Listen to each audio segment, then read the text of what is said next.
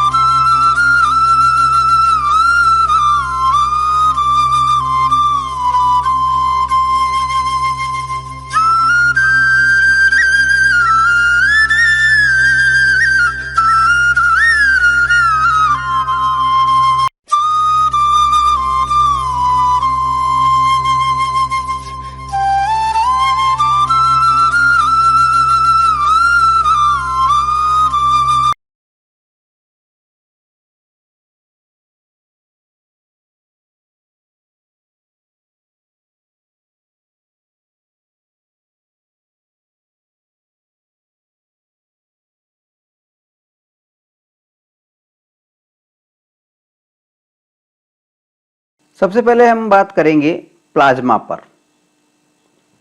Plasma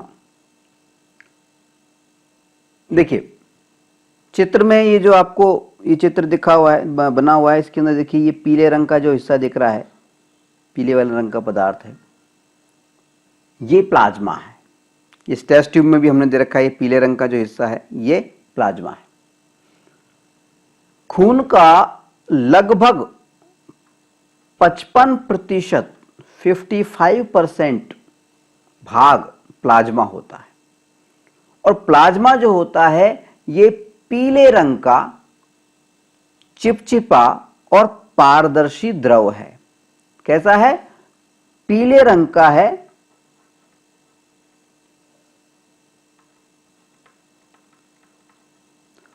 पारदर्शी है, transparent है और चिपचिपा।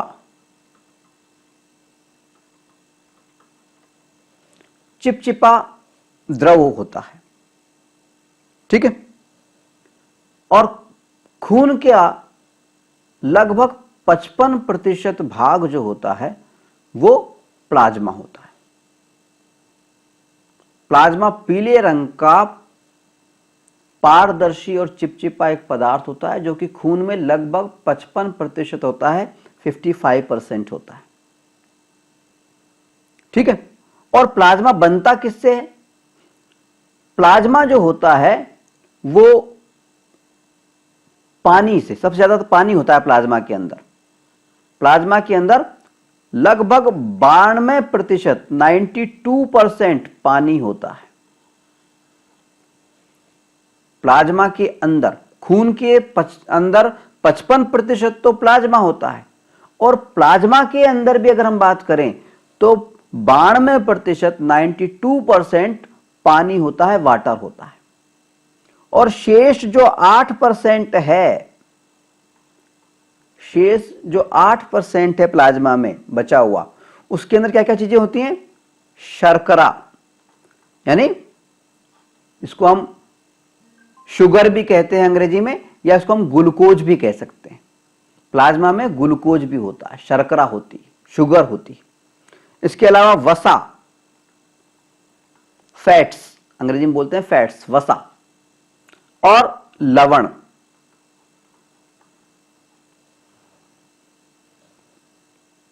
साल्ट, ठीक है, नमक। शर्करा, वसा और लवण 8% में होते हैं प्लाज्मा में, और 92% उसमें पानी होता है, और टोटल खून में 55% प्लाज्मा होता है, ठीक है। इसके अलावा कुछ अकार्बनिक पदार्थ भी पाए जाते हैं, ठीक है। आई बात सुनिए। अब देखिए, प्लाज्मा में जो अकार्बनिक पदार्थ पाए जाते हैं, जो क्षारीय होते हैं, प्लाज्मा में पाए जाने वाले अकार्बनिक जो होते हैं क्षारीय लवण, हमने बताया लवण भी पाए जाते हैं। ये जो लवण हैं, इन लवणों के कारण ही प्लाज्मा की जो नेचर होती है, जो प्रकृति होती है, वो क्षारीय होती है। अभी कुछ देर पहले हमने आपको बताया था कि खून की जो प्रकृति होती है वो क्षारीय होती है, बेसिक होती है। तो खून का सबसे ज्यादा हिस्सा क्या है? 55% हिस्सा क्या है? प्लाज्मा है। तो प्लाज्मा भी क्षारीय है, बेसिक है, यानी चखने पे कड़वा लगेगा, और अगर प्लाज्मा के अंदर हम लिटमस पेपर डालें लाल रंग का तो वो नीला हो जाएगा, ठीक है। अब देखिए, ये बात तो क्लियर हो गई कि प्लाज्मा में पाए जाने वाले जो अकार्बनिक क्षारीय लवण हैं, उनके कारण प्लाज्मा की जो प्रकृति होती है वो क्षारीय होती है, बेसिक होती है, चखने में कड़वे लगते हैं, ठीक है। अच्छा, ये तो बात हो गई ये। अब देखिए, प्लाज्मा आखिर है क्या? प्लाज्मा एक प्रकार का विलायक है, विलायक,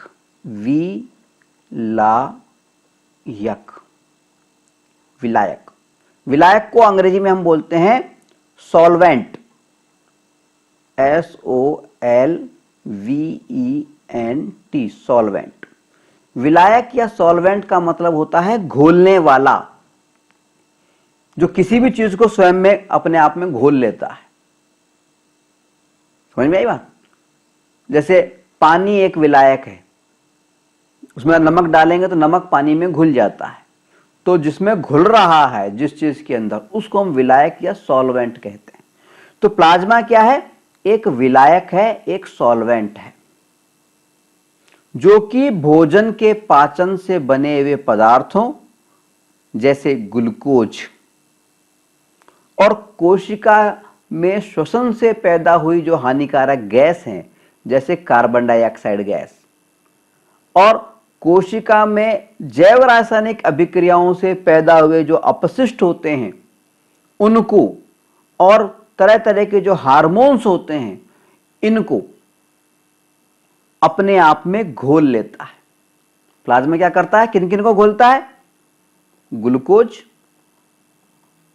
को घोल लेता है, कार्बन डाइऑक्साइड गैस को भी घोल लेता है, ऑक्सीजन को भी घोल सकता है, और जो अपशिष्ट पदार्थ होते हैं उनको भी घोल लेता है, अपशिष्टों को भी, और जो अपशिष्टों के अलावा जो हार्मोन्स होते हैं उनको भी घोल लेता है। इन सबको स्वयं में घोल लेता है, और घोलने के बाद में घुलित अवस्था में ही इन सब का परिवहन यानी इन सब का ट्रांसपोर्टेशन मानव या सजीव के पूरे शरीर में करता है,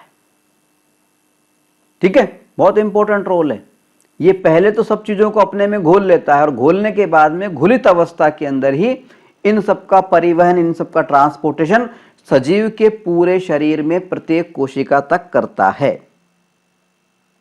ठीक है। तो प्लाज्मा का जो महत्वपूर्ण काम है, एक तो महत्वपूर्ण काम यह है कि वो विलायक की भूमिका निभाता है, सारे पदार्थों को अपने में घोलता है, और घुलित अवस्था के अंदर शरीर की प्रत्येक कोशिका तक उन चीजों को पहुंचाता है, परिवहन करता है। ट्रांसपोर्टेशन करता है। और दूसरा एक महत्वपूर्ण कार्य यह भी है प्लाज्मा का कि ये खून को तरल रूप में, लिक्विड रूप में बनाए रखता है। 55% प्लाज्मा होता है और उसमें भी 92% पानी होता है, तो निश्चित तौर पे ये इसकी वजह से जो खून है वो पतला बना रहता है, तरल रूप में बना रहता है, वरना तो जम जाएगा, ठोस हो जाएगा और परिवहन, ट्रांसपोर्टेशन नहीं हो सकता फिर। ठीक है, तो ये तो बात हो गई हमारी प्लाज्मा की। अब हम बात करेंगे रुधिर में यानी ब्लड में पाई जाने वाली दूसरे प्रकार की जो खास चीज है, खास कोशिका है, उसका, जिसको हम कहते हैं कि लाल रुधिर कणिकाएं, आरबीसी, रेड ब्लड सेल्स या इरिथ्रोसाइट्स। अब देखिए इस चित्र के अंदर ये जो आपको दिख रहे हैं ना, ये चीज जो कि ये जो ब्लड वेसल दी गई है, रुधिर वाहिका का चित्र है, इसमें ये दिख रहे हैं छोटे छोटे से, ठीक है। ये क्या चीज है? ये है लाल रुधिर कणिका, जिसको संक्षेप में हम कहते हैं आरबीसी। अंग्रेजी में इसकी फुल फॉर्म होती है रेड ब्लड सेल्स। रेड, लाल, ब्लड यानी रुधिर, सेल्स यानी कणिकाएं या कोशिकाएं। लाल रुधिर कणिकाओं को हम एरिथ्रोसाइट्स भी कहते हैं, एरिथ्रोसाइट्स भी कहते हैं। ठीक है, अब देखिए लाल रुधिर कणिकाएं नाम से स्पष्ट हो रहा है, लाल रंग की होती। ये टेस्ट ट्यूब जो परख नली दिखा रखी है, इसमें भी ये लाल रुधिर कणिकाओं को प्रदर्शित कर रहा है। ठीक है, अब देखिए हमारे खून का, हमारे ब्लड का लगभग 44%, 44% जो भाग होता है वो होता है लाल रुधिर कणिकाएं, आरबीसी। प्लाज्मा हमने कितना बताया था? 55%, 55%। रुधिर का 55% भाग तो होता है प्लाज्मा, और 44% जो भाग होता है, 44% जो भाग होता है वो होता है आरबीसी यानी लाल रुधिर कणिकाएं यानी रेड ब्लड सेल्स या इरिथ्रोसाइट्स। ठीक है, ठीक है। अब देखिए लाल रुधिर कणिकाएं जो हैं, इरिथ्रोसाइट्स जो हैं, आरबीसी जो हैं, रेड ब्लड सेल्स जो हैं, इनका आकार जो होता है वो गोल होता है और अवतल प्लेट जैसा होता है। अवतल यानी कॉनकेव, जिसमें बीच में गड्ढा होता है। कॉनकेव, केव यानी होती है गुफा, है ना, तो जिसमें थोड़ा सा गड्ढा होता है। अवतल, विज्ञान की भाषा में बोलते हैं अवतल, तो अवतल प्लेट की जैसा होता है, बीच में से दबा हुआ रहता है। गोल होती है, बीच में से दबी हुई होती है। देख साफ दिख रहा है हमें इस चित्र में, दबे हुए हैं थोड़े से, इस तरह से होते हैं। ठीक है, तो लाल रुधिर कणिकाओं का जो आकार होता है वो गोल होता है और दोनों ओर से पिचका हुआ या चपटे केंद्र वाली अवतल या कॉनकेव प्लेट जैसा होता है। अवतल को अंग्रेजी में बोलते हैं, विज्ञान की भाषा में कॉनकेव। ठीक है, उसका जैसा इसका आकार होता है। ठीक है, और लाल रुधिर कणिकाएं, जैसे नाम से स्पष्ट हो रहा है कि इसमें लाल रंग होता है, तो लाल रुधिर कणिकाओं में, आरबीसीज में, रेड ब्लड सेल्स में, एरिथ्रोसाइट्स में लाल रंग का, रेड कलर का, लाल रंग का एक वर्णक पाया जाता है, एक पिगमेंट पाया जाता है, एक खास किस्म की प्रोटीन पाई जाती है जिसका नाम होता है हीमोग्लोबिन। हीमोग्लोबिन,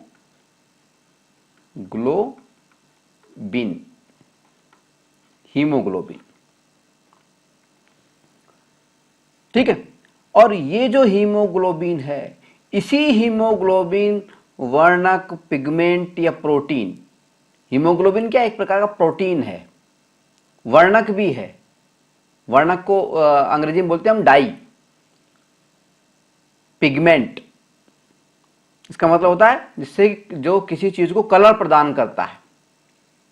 ठीक है, और इसी हीमोग्लोबिन वर्णक के कारण या प्रोटीन के कारण लाल रुधिर कणिकाएं जो होती हैं उनका रंग हमें लाल दिखाई देता है। ठीक है, ठीक है। तो हीमोग्लोबिन क्या है? एक विशेष प्रकार का प्रोटीन है, इसको हम पिगमेंट कह सकते हैं, वर्णक कह सकते हैं, और इसी वर्णक या पिगमेंट के कारण, इसी डाई के कारण लाल रुधिर कणिकाओं का रंग हमें लाल दिखाई देता है, एरिथ्रोसाइट्स का रंग हमें लाल दिखाई देता है। ठीक है, अब देखिए ये बात तो हो गई। अब देखिए लाल रुधिर कणिकाएं जो हैं उसमें पाए जाने वाला जो ये विशेष वर्णक है, पिगमेंट है, या विशेष किस्म की जो प्रोटीन है जिसको हमने हीमोग्लोबिन कहा है, इस हीमोग्लोबिन का मुख्य कार्य जो होता है वो क्या होता है? फेफड़ों से, लंग्स से, हमारे जो फेफड़े होते हैं, लंग्स जो होते हैं, उनसे शरीर की कोशिकाओं तक ऑक्सीजन पहुंचाना। फेफड़ों से और हमारे शरीर की प्रत्येक कोशिका तक ऑक्सीजन की सप्लाई करना, और शरीर की कोशिकाओं से जो कार्बन डाइऑक्साइड गैस पैदा होती है उस कार्बन डाइऑक्साइड गैस को वापस फेफड़ों तक पहुंचाना, वापस हमारे लंग्स तक पहुंचाना।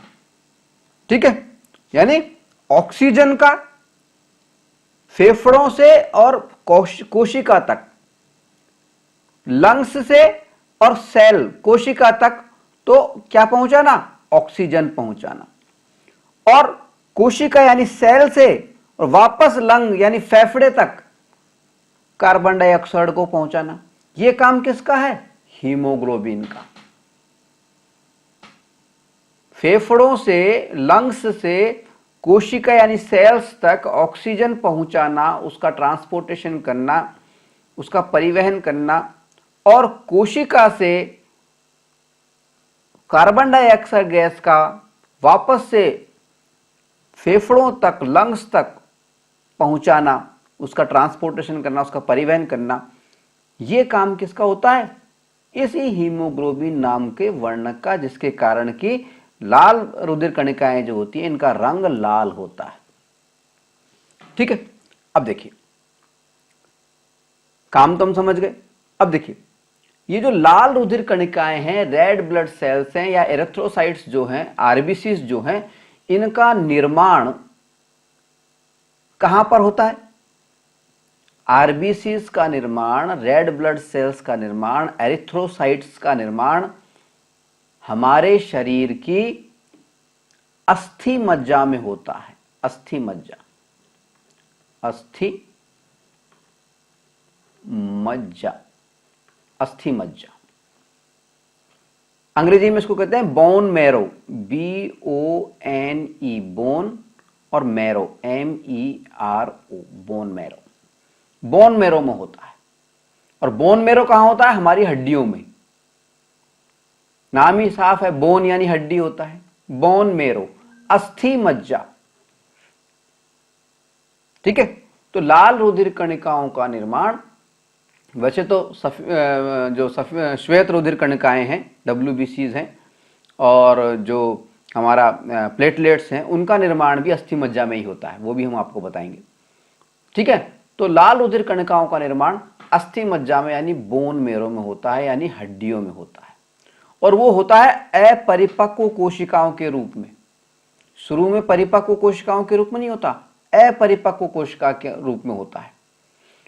और ये जो लाल रुधिर कणिकाएं अपरिपक्व कोशिका के रूप में अस्थि मज्जा में निर्मित होती हैं, ये करीब 7 दिन के अंदर परिपक्व हो जाती हैं, और 7 दिन में परिपक्व होने के बाद में और हमारे ब्लड के अंदर मिल जाती है। ठीक है, क्लियर? सवाल उठता है, सवाल आता है अक्सर कि लाल रुधिर कणिकाओं का निर्माण कहां पे होता है? हमारा जवाब होगा अस्थि मज्जा में।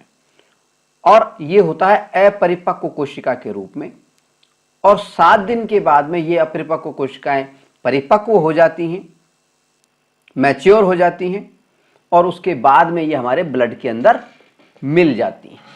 क्लियर? अब देखिए ये जो लाल रुधिर कणिकाएं हैं, हमने आपको पहले बताया था कि लाल रुधिर कणिकाओं को एरिथ्रोसाइट्स भी कहते हैं, एरिथ्रोसाइट्स भी कहते हैं। तो आखिर इसको एरिथ्रोसाइट क्यों कहते हैं, हम क्यों कहते हैं? इसका भी एक कारण है।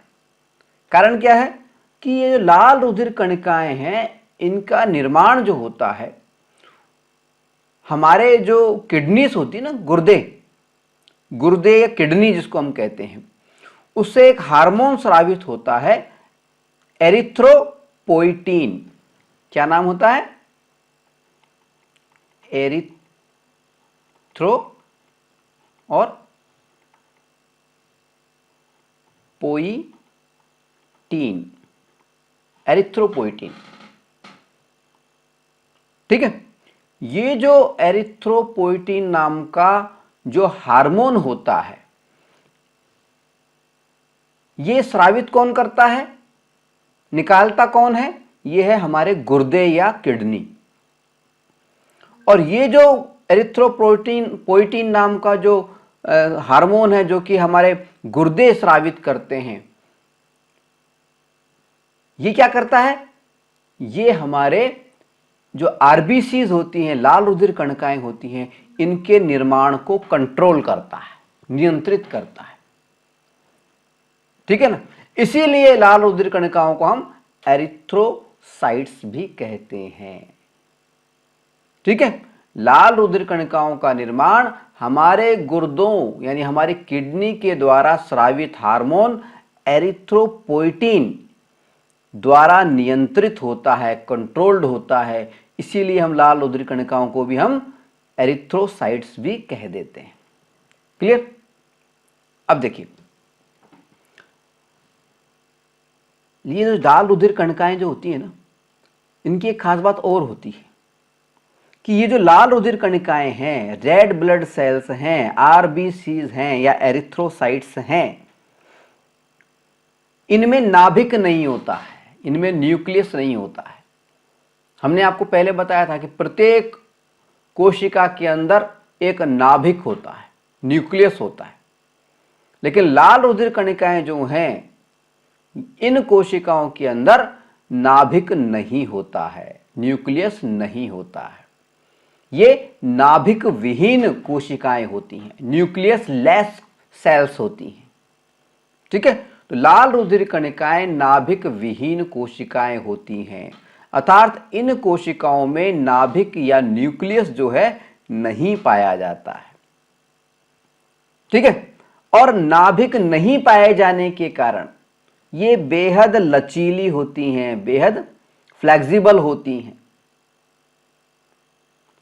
और लचीली होने का भी फायदा है कि नाभिक नहीं होने के कारण ये बेहद लचीली होती हैं, और लचीली होने के कारण ये सभी आकार की जो रुधिर वाहिकाएं होती हैं, ब्लड वेसल्स होती हैं, उसमें आसानी से फिट हो जाती हैं। अगर लचीली नहीं हो तो कोई ब्लड वेसल मोटी है, कोई पतली है। ठीक है। तो नाभिक नहीं होने के कारण ये जो आरबीसीज हैं, ये बेहद लचीली होती हैं, लाल रुधिर कणिकाएं बेहद लचीली होती हैं, और इसके कारण ये सभी प्रकार की, सभी आकारों की रुधिर वाहिकाओं में, ब्लड वेसल्स में, ब्लड की नलियों में आसानी से फिट हो जाती हैं। परंतु नाभिक नहीं होने के कारण इनको एक नुकसान भी होता है। एक फायदा तो हो गया कि ये लचीली होती हैं, और लचीली होने के कारण किसी भी प्रकार की जो ब्लड वेसल्स होती हैं, किसी भी आकार की, उनमें आसानी से फिट हो जाती हैं। परंतु एक नुकसान भी नाभिक नहीं होने का। नाभिक नहीं होने के कारण इन आरबीसीज की आयु बेहद कम हो जाती है, बेहद कम होती है। लगभग 4 महीने। कितने महीने? 4 महीने, यानी लगभग 120 दिन ये इनकी आयु होती है। ये जो आरबीसी होती है, इसकी आयु लगभग 4 महीने यानी 120 दिन मात्र होती है। 120 दिन बाद में ये मर जाती है। ठीक है। यानी प्रतिदिन हमारे शरीर में लाखों रुधिर कणिकाएं,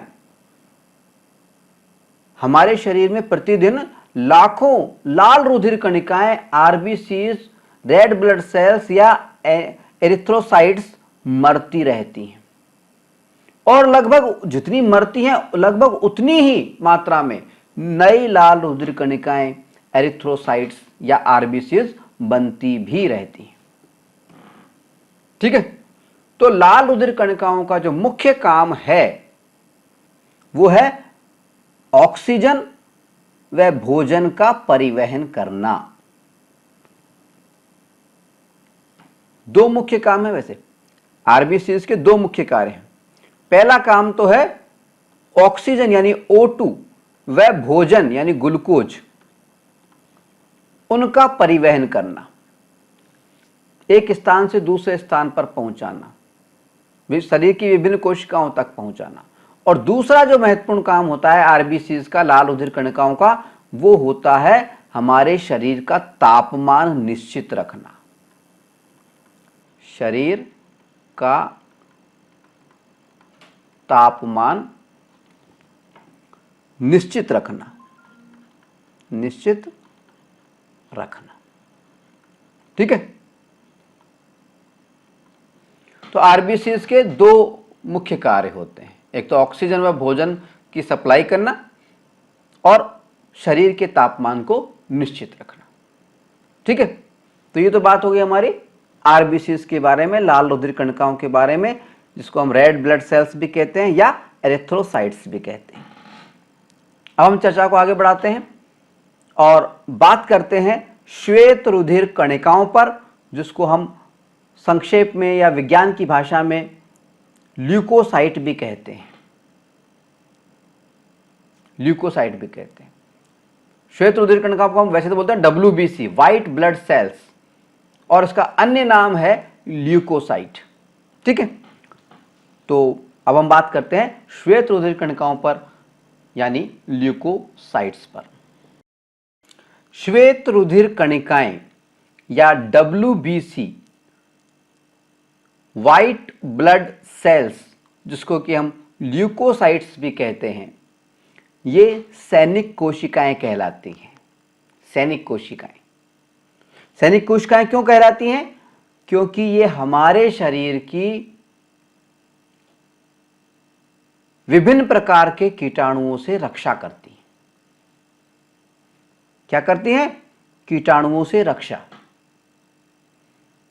ठीक है, हमारे शरीर की विभिन्न प्रकार के कीटाणुओं से रक्षा करती हैं। इसी वजह से श्वेत रुधिर कणिकाओं को, WBC को, व्हाइट ब्लड सेल्स को या ल्यूकोसाइट्स को हम सैनिक कोशिकाएं कहते हैं। ठीक है, हमारे शरीर की जो रोग प्रतिरोधक क्षमता होती है, इम्यूनिटी होती है, हमारे शरीर की जो रोग प्रतिरोधक क्षमता होती है, इम्यूनिटी होती है, उसके लिए रुधिर में पाए जाने वाली ये जो कोशिकाएं हैं, श्वेत रुधिर कणिकाएं, WBC यानी व्हाइट ब्लड सेल्स या ल्यूकोसाइट्स, ये ही जिम्मेदार होती।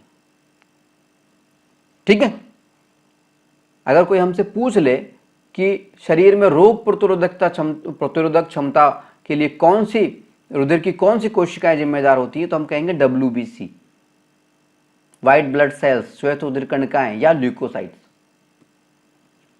ठीक है, अब देखिए WBC जो है, इसके अलावा एक कार्य और करती है।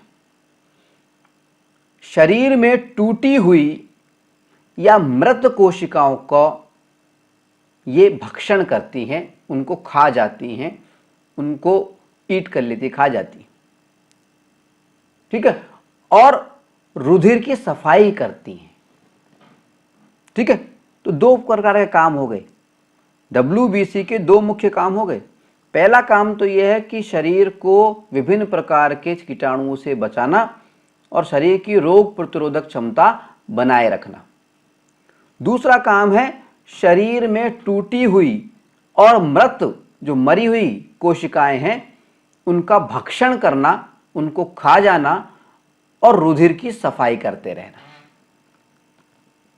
अभी थोड़ी देर पहले हमने कहा था कि प्रतिदिन हमारे शरीर के अंदर लाखों कोशिकाएं जो हैं मरती हैं, आरबीसीज मरती हैं, और उतनी ही नई बन जाती हैं। तो जो मरती है कोशिकाएं, उनका क्या होता है, उनको उनका भक्षण करके और ये रुधिर की सफाई कर देती हैं। कौन?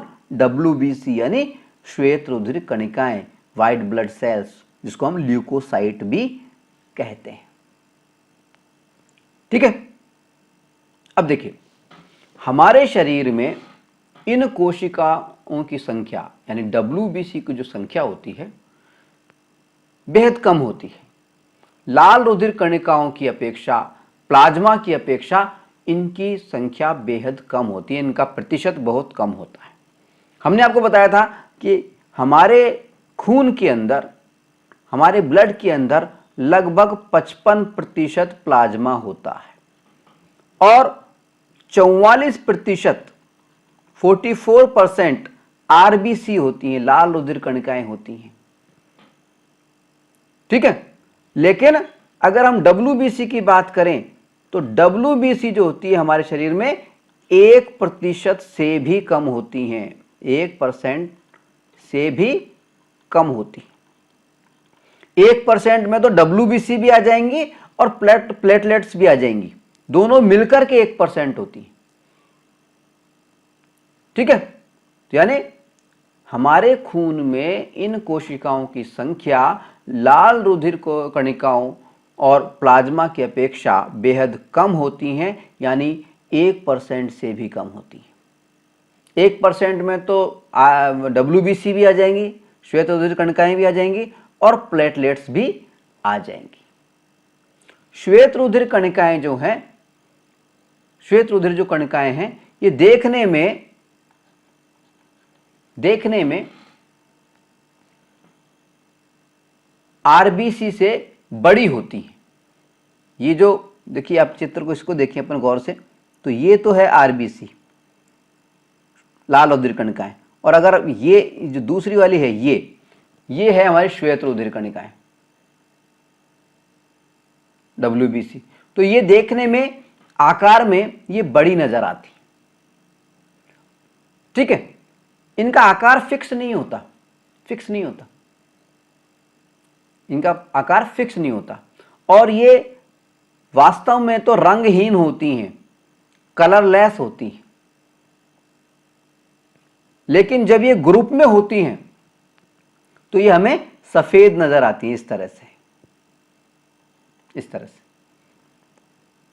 वास्तव में अगर हमसे कोई पूछे कि श्वेत रुधिर कणिकाओं का रंग कैसा होता है, तो हम कहेंगे रंगहीन होती हैं, ये रंग होता ही नहीं है।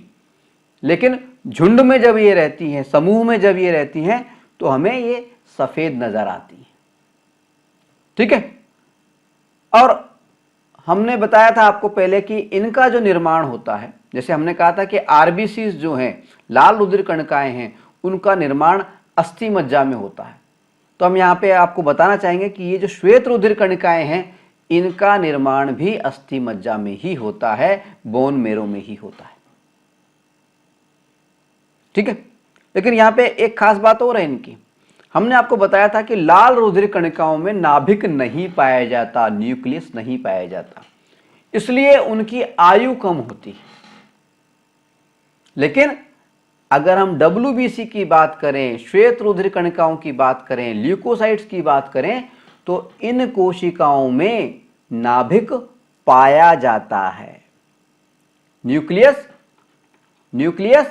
पाया जाता है, नाभिक पाया जाता है, जिसके कारण कि इनकी जो मारक क्षमता होती है, लड़ने की जो क्षमता होती है, वो काफी बढ़ जाती है, पावरफुल हो जाती है, आयु भी बढ़ जाती है, ऑटोमेटिक बढ़ गई।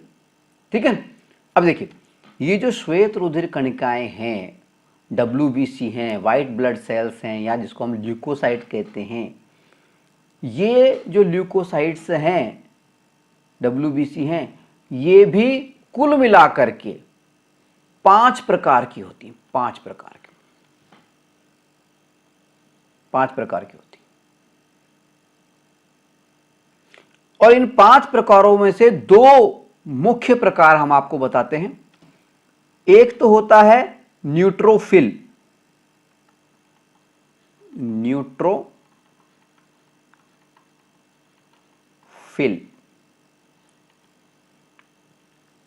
स्पेलिंग लिख देते हैं हम आपको, NEUTROPHIL,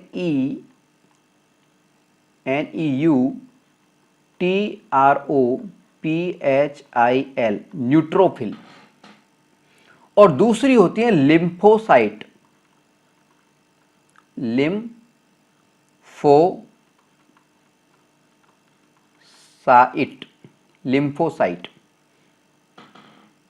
LYMPHOCYTE।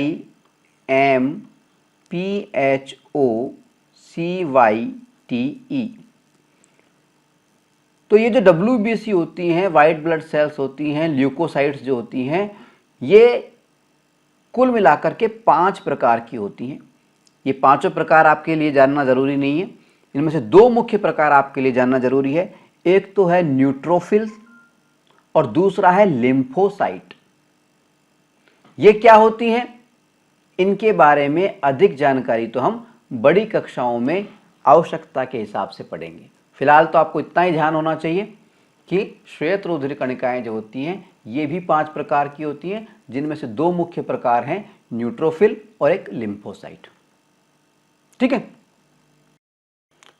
अब देखिए, श्वेत रुधिर कणिकाओं यानी व्हाइट ब्लड सेल्स यानी WBC पर चर्चा के बाद में अब हम बात करेंगे प्लेटलेट्स पर।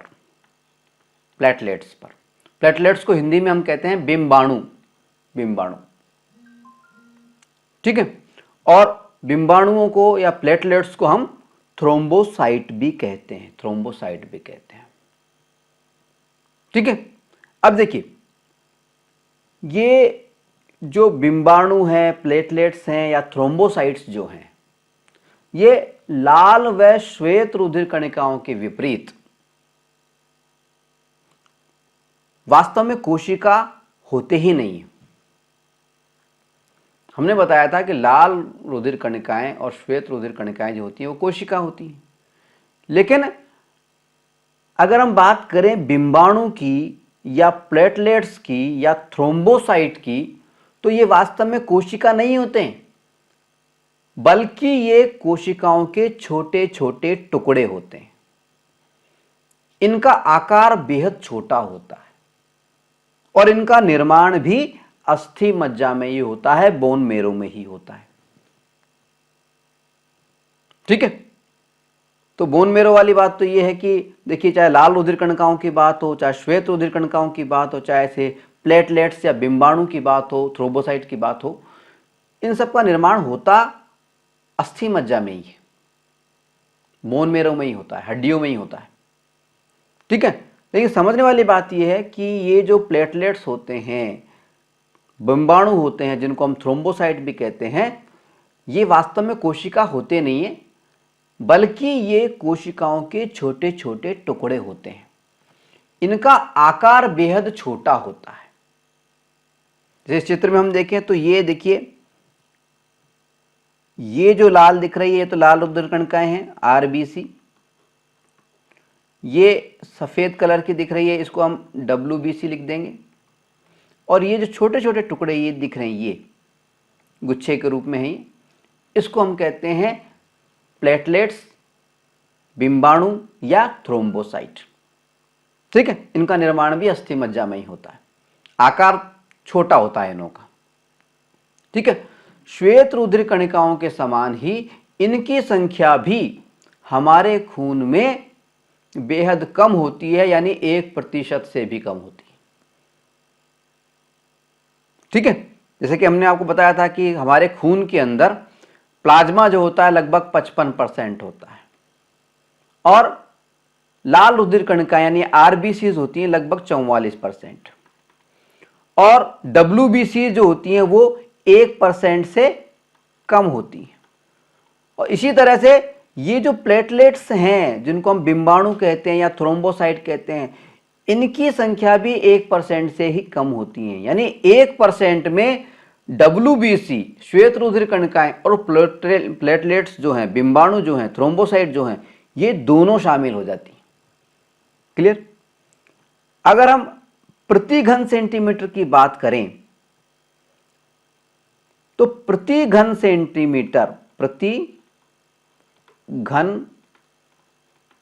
सेंटीमीटर प्लेटलेट्स की संख्या हम प्रति घन सेंटीमीटर में नापते हैं। तो प्रति घन सेंटीमीटर में प्लेटलेट्स की संख्या 3 लाख होती है, करीब 3 लाख होती है। स्वस्थ मनुष्य के अंदर 3 लाख होती है, ठीक है। और श्वेत रुधिर कणिकाओं की तरह ये जो कोशिकाएं होती हैं या कोशिकाओं के टुकड़े होते हैं, प्लेटलेट्स जो हैं कोशिकाओं के जो टुकड़े होते हैं, ये श्वेत रुधिर कणिकाओं के समान ही ये भी रंगहीन होते हैं, कलरलेस होते हैं, इनका कोई रंग नहीं होता। लेकिन इसके बावजूद क्योंकि ये ग्रुप में रहते हैं, समूह में रहते हैं, इसलिए समूह में ये हमें सफेद दिखाई देते हैं। जैसा कि ये देखिए दिखाई दे रहे टुकड़े सफेद दिखाई देते हैं। वैसे रंगहीन है, कलरलेस हैं, लेकिन ग्रुप में होने के कारण हमें सफेद दिखाई देते हैं। जैसा कि श्वेत रुधिर कणिकाएं भी रंगहीन होती हैं और हमें ग्रुप में रहने के कारण सफेद दिखाई देती हैं, ठीक है। अब देखिए, ये जो बिंबाणु हैं, प्लेटलेट्स हैं या थ्रोम्बोसाइट्स हैं, जो कि कोशिका के टुकड़े होते हैं, ये जो हैं लाल रुधिर कणिकाओं की तरह ही, एरिथ्रोसाइट्स की तरह ही, आरबीसीज की तरह ही नाभिक विहीन होती हैं, यानी इनमें भी नाभिक नहीं होता है। श्वेत रुधिर कणिकाओं डब्ल्यूबीसी में नाभिक होता है, आरबीसी में यानी लाल रुधिर कणिकाओं में नाभिक नहीं होता है। इसी तरह से ये जो थ्रोम्बोसाइट्स हैं, प्लेटलेट्स हैं, बिंबाणु हैं, इसके अंदर भी न्यूक्लियस या नाभिक नहीं होता है, ठीक है। और नाभिक नहीं होने के कारण ये जो बिंबाणु हैं, प्लेटलेट्स हैं, थ्रोम्बोसाइट्स हैं, इनकी आयु भी बेहद कम होती है। कितनी कम होती है? मात्र 10 दिन। इनकी आयु होती है मात्र 10 दिन, ठीक है, ठीक है। अब देखिए, ये जो प्लेटलेट्स हैं, बिंबाणु हैं या थ्रोम्बोसाइट्स हैं, जो कि कोशिका के टुकड़े होते हैं, इनका मुख्य जो कार्य होता है, मेन जो वर्क होता है, वो क्या होता है? वो होता है रक्त वाहिनियों में, यानी ब्लड वेसल्स में, रक्त की नलियों में, उनके क्षतिग्रस्त होने पर रक्त को बहने से रोकना। जैसे मान लीजिए कोई नली है, ब्लड वेसल है, अपनी रक्त वाहिनी है, वाहिका है, रुधिर वाहिनी है, ब्लड वेसल है, ठीक है। इसके अंदर कोई कट लग गया और खून निकलने लग गया, तो हम देखते हैं थोड़ी देर बाद में ये खून जम जाता है। देखते हैं, क्या देखते हैं? तो ये जो प्लेटलेट्स हैं, बिंबाणु हैं या थ्रोम्बोसाइट्स हैं, इनका मुख्य कार्य होता है रक्त वाहिनियों यानी ब्लड वेसल्स के क्षतिग्रस्त होने पर रक्त को बहने से रोकना, यानी रक्त का थक्का जमाना, क्लोटिंग करना, ब्लड की क्लोटिंग करना। इनका मुख्य कार्य क्या है? रक्त का थक्का जमाना, ब्लड की कोटिंग करना, blood BLOOD blood coating, blood CLOTTING blood की क्लोटिंग करना,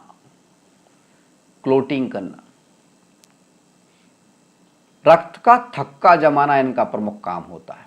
जब भी हमारी ब्लड वेसल, कोई सी भी ब्लड वेसल हमारी क्षतिग्रस्त हो जाती है, तो खून ज़्यादा मात्रा में ना निकल जाए, इसको रोकने के लिए हमारे खून के अंदर बिंबाणु, प्लेटलेट्स या थ्रोम्बोसाइट नाम की ये कोशिकाओं के टुकड़े होते हैं, जो कि ब्लड का थक्का बना देते हैं, ब्लड की क्लोटिंग कर देते हैं, और यही इनका सबसे इंपॉर्टेंट काम है, ठीक है। अब देखिए, हमने आपको बता ही दिया कि मानव के जो रक्त होता है, ब्लड जो होता है, उसके अंदर इनकी जो संख्या होती है प्रति घन सेंटीमीटर तकरीबन 3 लाख होती है, ठीक है। अब मुख्य कार्य भी हमने देख लिया कि इसका मुख्य कार्य होता है रक्त का थक्का जमाना, ब्लड की क्लोटिंग करना, ताकि रुधिर कभी अगर मान लीजिए हमारे ब्लड वेसल या हमारी रुधिर की वाहिकाएं हैं वो किसी कारण से क्षतिग्रस्त हो जाएं तो हमारा ज़्यादा ब्लड बहे नहीं, वेस्ट ना हो। ठीक है। अब देखिए, मानव के रक्त में इनकी संख्या प्रति घन सेंटीमीटर तकरीबन 3 लाख होती है, और इनकी ये जो संख्या होती है 3 लाख, ये सामान्य कंडीशन के अंदर है। अगर ये संख्या बढ़ जाती है किसी कारण से या किसी कारण से ये घट जाती है तो इस थ्रोम्बोसाइट्स का, प्लेटलेट्स का या बिंबाणुओं की संख्या का सामान्य से ज़्यादा बढ़ना या सामान्य से कम होना दोनों ही खतरनाक होता है, दोनों ही डेंजरस होता है। क्यों होता है? क्योंकि अगर इनकी संख्या सामान्य से अधिक बढ़ जाती है तो क्योंकि हम जानते हैं कि इनका काम क्या है, रुधिर का थक्का जमाना, तो अगर इनकी संख्या सामान्य से ज्यादा हो जाती है तो मानव को हार्ट अटैक आ सकता है, हार्ट अटैक आ सकता है। और हार्ट अटैक क्यों आ रहा है? क्योंकि थक्का जम गया, हार्ट को ब्लड सप्लाई नहीं हो पा रहा ढंग से, प्रेशर बन रहा है, ज्यादा गाढ़ा हो गया तो ब्लड। ठीक है, ब्लड वेसल्स में दबाव बढ़ गया। ठीक है ना। अच्छा, अब अगर इनकी संख्या सामान्य से कम हो जाए वो भी खतरनाक है, क्योंकि अगर इनकी संख्या सामान्य से कम हो जाती है तो थक्का जमता नहीं है, और थक्का नहीं जमेगा तो अत्यधिक रक्तस्राव से व्यक्ति की मौत हो सकती है। ठीक है, तो ये जो संख्या है बिंबाणुओं की, प्लेटलेट्स की या थ्रोम्बोसाइट्स की, इसका एक निश्चित अनुपात में रहना आवश्यक है। ज़्यादा होगी तो भी खतरनाक है, कम होगी तो भी खतरनाक है। अब देखिए, आपने एक बीमारी का नाम तो सुना होगा, उसका नाम है डेंगू। डेंगू, ठीक है। ये जो डेंगू नाम की बीमारी होती है एक वायरस से होती है। किससे होती है? वायरस। वायरस को हिंदी में हम कहते हैं विषाणु। विषाणु। डेंगू नाम की बीमारी जो होती है एक वायरस से होती है, एक विषाणु से होती है, जो कि एक मच्छर के काटने से फैलता है। मच्छर कौन सा? मादा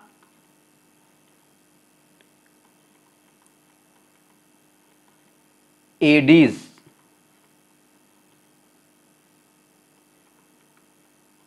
एग पति। मादा एडीज एक पति, ये जो मच्छर होता है इसके माध्यम से डेंगू का वायरस या विषाणु फैलता है, इसके काटने से फैलता है। और मच्छर के काटने के तुरंत बाद नहीं फैलता है, मच्छर के काटने के लगभग 15 दिन बाद यह बीमारी व्यक्ति को अपनी चपेट में लेती है। कितने दिनों बाद में? काटने के लगभग 15 दिन बाद। ठीक है। अच्छा, इस बीमारी के लक्षण क्या होते हैं? तेज बुखार। तेज बुखार आता है। आंखों के जो हमारे गड्ढे होते हैं, आंखों के जो हमारे गड्ढे होते हैं इसके पीछे की तरफ, हमारे सिर में और हमारे जोड़ों में, हड्डियों में और मांसपेशियों में। कहां कहां पे?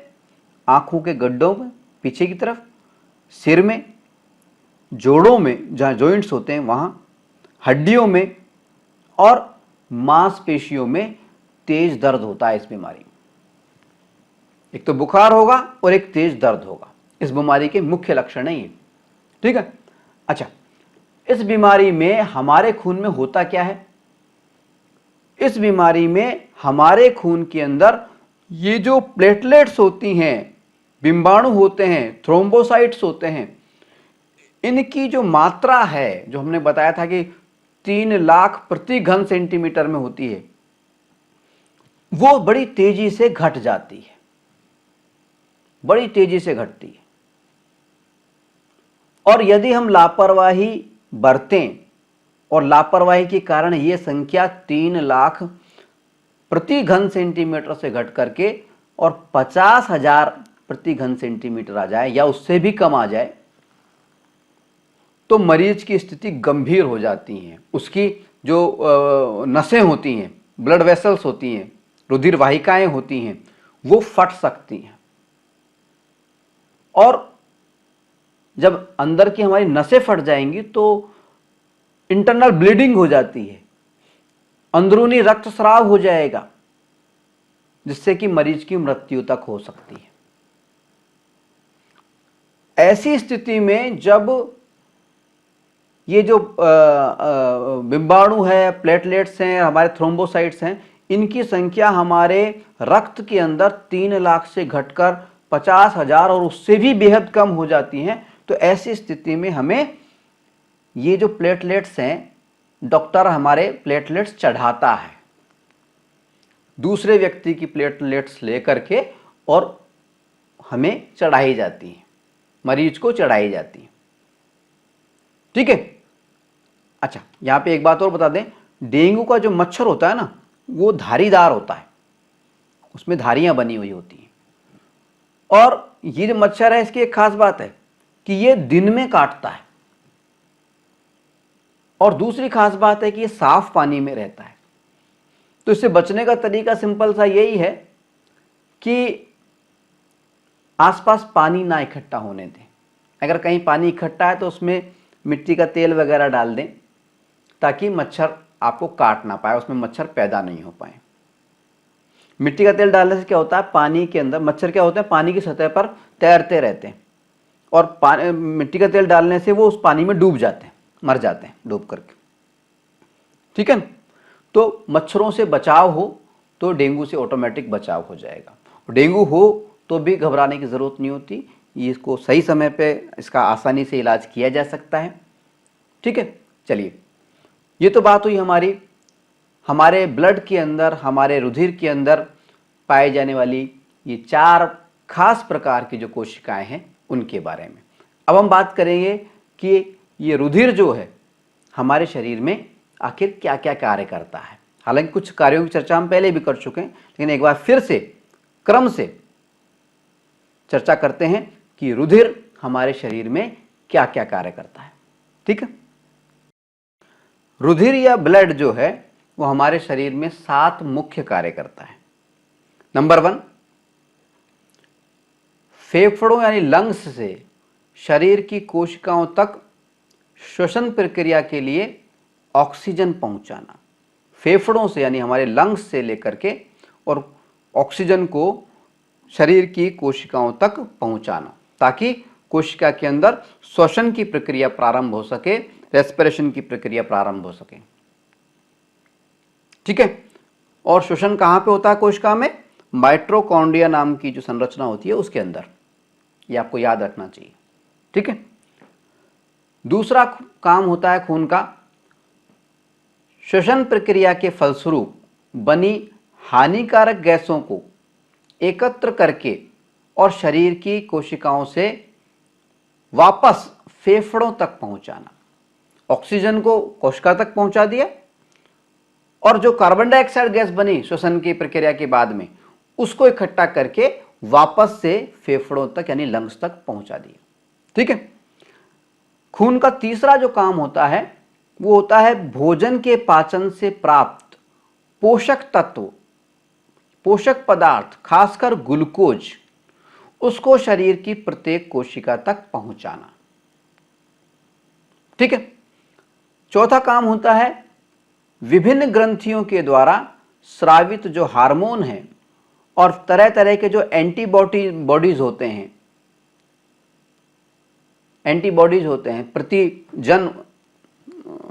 प्रतिरक्षी होते हैं, प्रतिजन नहीं, प्रतिरक्षी होते हैं, उनको शरीर के विभिन्न भागों तक पहुंचाना। ठीक है। विभिन्न ग्रंथियों के द्वारा, हमारे शरीर में तरह तरह की ग्रंथियां हैं, उनसे तरह तरह के हार्मोन स्रावित होते हैं और तरह तरह की हमारी एंटीबॉडीज बनती हैं, प्रतिरक्षी बनते हैं। उन हार्मोनों को, प्रतिरक्षियों को हमारे शरीर के विभिन्न भागों तक पहुंचाना, ये भी हमारे खून का काम होता है। इसी तरह से शरीर में होने वाली विभिन्न जैव रासायनिक अभिक्रियाओं से बनने वाले अपशिष्टों को, वेस्ट प्रोडक्ट्स को शरीर के उत्सर्जन वाले जो अंग हैं उन तक पहुंचाना। छठा है शरीर को रोग प्रतिरोधक क्षमता प्रदान करना।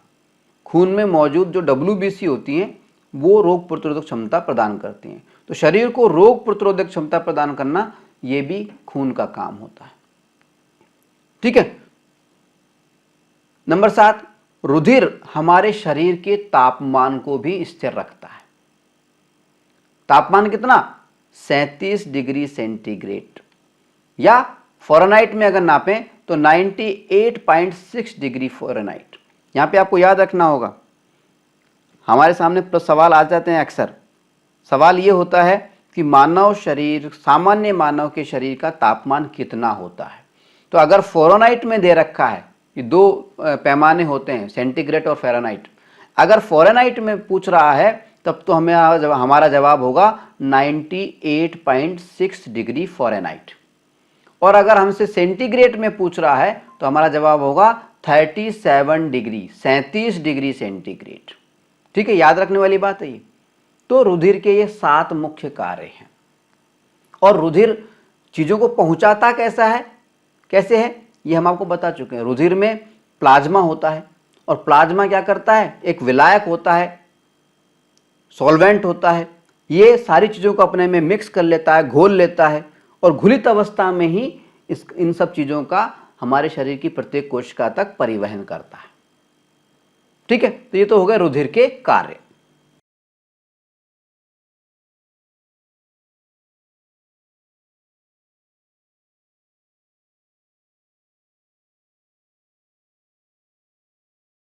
जन गण मन अधिनायक जय हे भारत भाग्य विधाता। पंजाब सिंध गुजरात मराठा द्राविड़ उत्कल बंगा। विंध्य हिमाचल यमुना गंगा उच्चल जलधि तरंगा। तव शुभ नामे जागे, तव शुभ आशीष मांगे। गाहे तव जय गाथा, जन गण मंगलदायक जय हे भारत भाग्य विधाता। जय हे जय हे जय हे, जय जय जय जय हे।